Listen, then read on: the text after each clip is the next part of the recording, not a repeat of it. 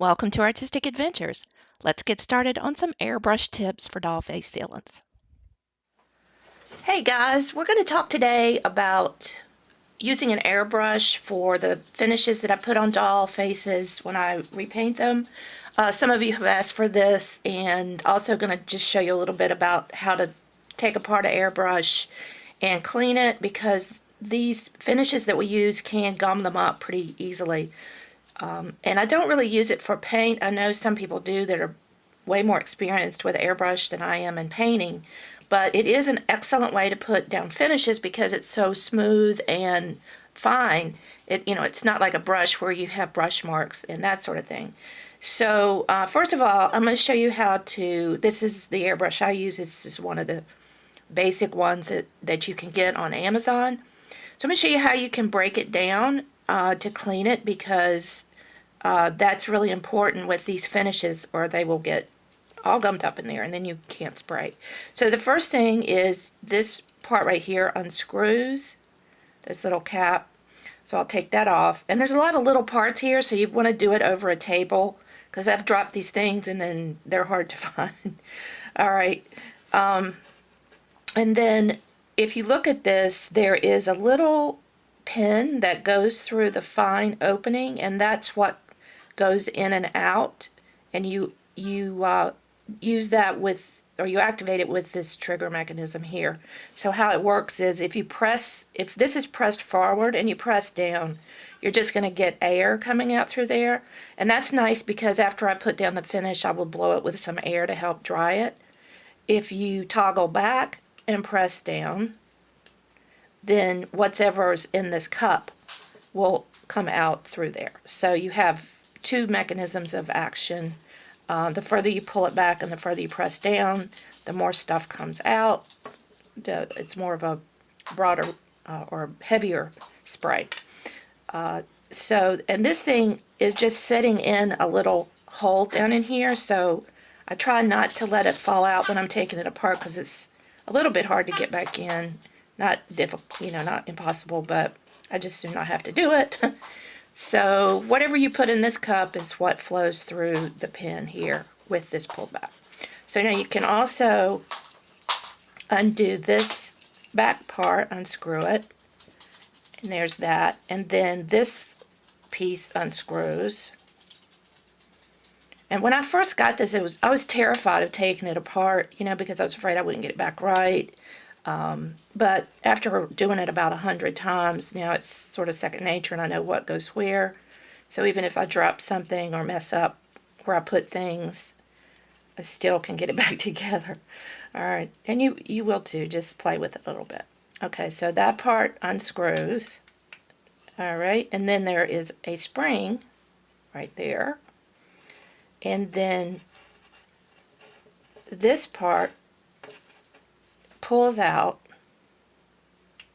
like that, and then you've got your pin, and when it's stuck like that one was, it means there's some gunk on it. So one of the first things you do when you're cleaning is to get you some acetone, and I just pick up, it's fingernail polish remover, but it's 100% acetone, or you can just get acetone at a Lowe's or something.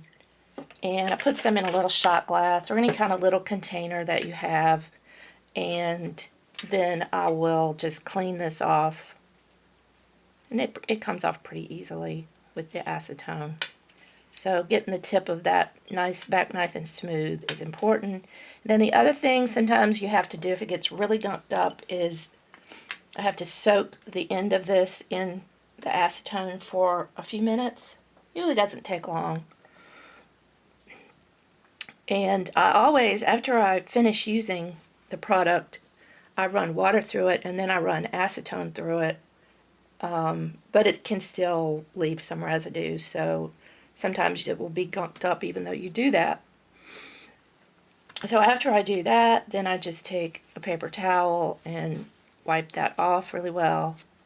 And then you may sometimes have to put some acetone down in there and clean that part out. So then it's just putting it back together. You just thread this back through the center. Make sure I'm getting it in the, there's a little hole in this mechanism that you have to go through, and then it just goes back in there. And then I move this pen back and forth to make sure that I've got that hole cleaned out really good with the acetone. So just go back and forth like that. And then we're going to put it back together. So this goes first.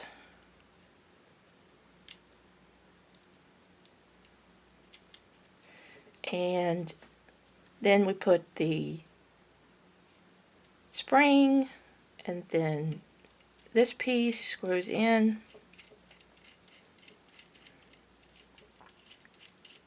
Like that. Till it's tight. Then this little piece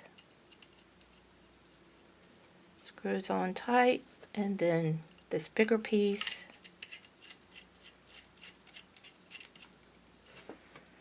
And then we're ready to put this piece back on it. Now, as far as the products that I used, I've talked about these before, but I'll show you again. This is the matte medium that I use in the beginning. Let me focus in on that a little bit better. This is the matte medium I use. Now, this is kind of thick, so what I'll do is take a dropper and drop some water, and I usually mix it in something, and this is just something that I have. It can be anything. I like it because it's closed, and because I do multiple sprays throughout the process of a doll face-up, I want to go ahead and mix it all up, so then all I have to do is just pour it into this after I finish. So I only put enough to do the spray that I'm going to do at that time, because I'm going to end up taking it out and washing this out with water and then acetone in between uses to keep it from gumming up between uses. And also I keep this covered so it doesn't, dry out. The air doesn't get to it so much. But you can use anything, a little medicine cup or anything like that. So what I'll do is mix enough water. I don't really have an exact ratio, but what I do is maybe put a third water to 2/3 of this, enough that it's liquidy enough to go through here.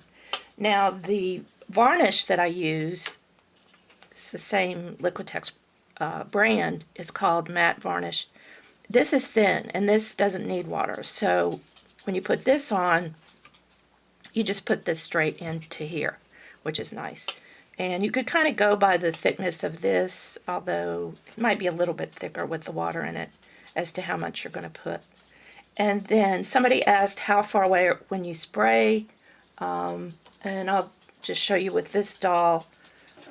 The thing is, you want to make sure if you're doing it with hair, you want to cover the hair up with paper towel and tape it around the face and cover up the body. You don't want to get it on this hard plastic of the body. And I usually spray it over my trash can, or you could, have a place where you don't care that this spray goes after, maybe put down a cloth or paper towels or something. I just spray it over my trash can so it goes into the trash can liner. And I'd say I'm usually about a foot away. You don't want to be too close or the spray will make beads on the face. So, yeah, about a foot, or maybe even 10 inches. I mean, not 10 inches, that's less than a foot, more than like 14 or 16 inches. So I just spray like that, then I'll press this down with the air and let it help dry the face. And then as soon as it's dry, then I'll put another coat. This is just in the beginning. I'll put 3 coats and then let that dry before I start, using paint or watercolor pencils on it. And then as you layer, like you'll get one layer down of color, then you stop, put another coat on, dry it, and do, just keep going. You can put, innumerable layers, because sometimes you have to do that to get the colors to build up, especially the white on the eyes for some reason. It takes a lot more layers to get that darker white color. All right, and then after that's finished, we'll let the the face sit for just some time to make sure everything's settled, like 15-20 minutes. And then I come back in with this, and I'll usually just spray and dry, and then spray and then dry, and you maybe 2 to 3 coats of that. And then I'll come in after that's completely dry. It needs to be completely dry, and use this high gloss varnish with a paintbrush and paint just the eyes and the lips to give it some gloss, because the face part will be matte. And that's basically how I use the airbrush with the doll face-ups. So hope you enjoyed this. Hope it was helpful. I've had some people ask questions about this process and how to use the airbrush. They're a little intimidating in the beginning. I always think anything with forced air is going to blow up, like a pressure cooker or whatever. But they don't. You can use them. And you can get one on Amazon pretty cheap. I'll put a link in the box below for the one that I use. Okay, so that's it for today. In the next video, which I'm hoping to start tomorrow, this is Friday, so hopefully on Saturday, I'll get started on the face-up and hair and costume for my Snow White doll. So hope you stay tuned for that. And as always, please subscribe so you don't miss a thing. Thanks, and bye.